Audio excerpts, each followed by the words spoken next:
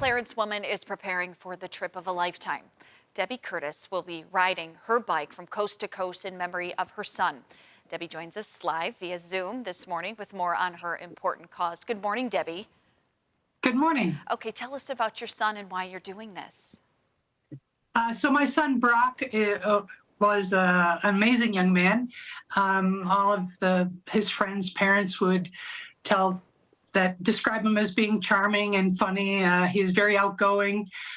He was really big into sports, and then he got sick when he was in college. At first, we didn't really know what it was, and found out in time that he had bipolar 1. And sadly, he passed away in January of 2021. Okay, and so how does this bike ride help, keep his memory alive? Well, when he passed, we weren't really sure where to put our energy or how to focus and how to keep his memory alive, but maybe even more importantly is how to help other people who were going through similar type things. So as time went on, when it came time for me to think more about retirement, thought about starting a family foundation.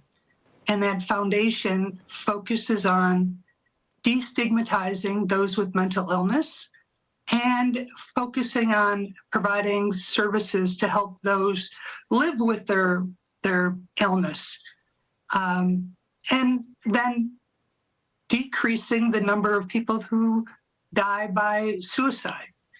So with that in mind, we started the foundation, and then I thought, well, I like a challenge, and thought this might be a good way to give the foundation some attention.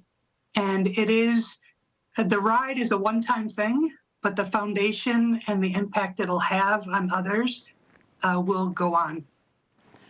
Well, mental health is certainly something that impacts us all.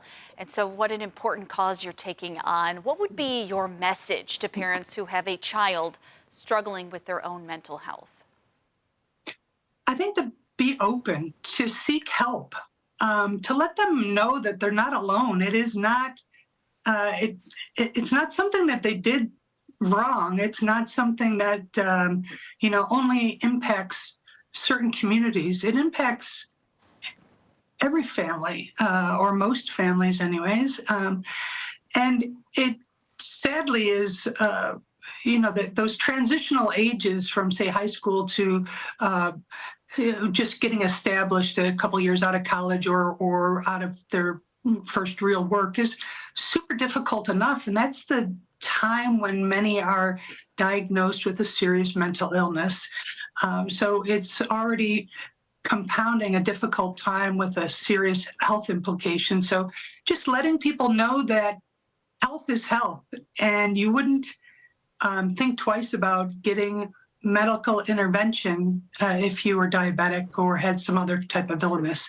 And I think we should all look at mental illness in that same light. You raised great points there. I know you were saying this journey is expected to be about 7 weeks long. How can people donate to help you along the way? Well, they can help in many different ways. One is to just talk positively about it, but then we have a website called forteambrock.com. And through that, they can make a donation. And again, just tagging Brocky loves you, which is kind of our tagline, and encouraging others to seek help and supporting them when they're going through some difficulties. People that have an illness that's not visible, it's really difficult. I imagine so. Debbie, thank you so much for sharing your son's story, your story, and joining us this morning. We wish you the best of luck going biking across the country in memory of Brock. Thank you so much. Do stay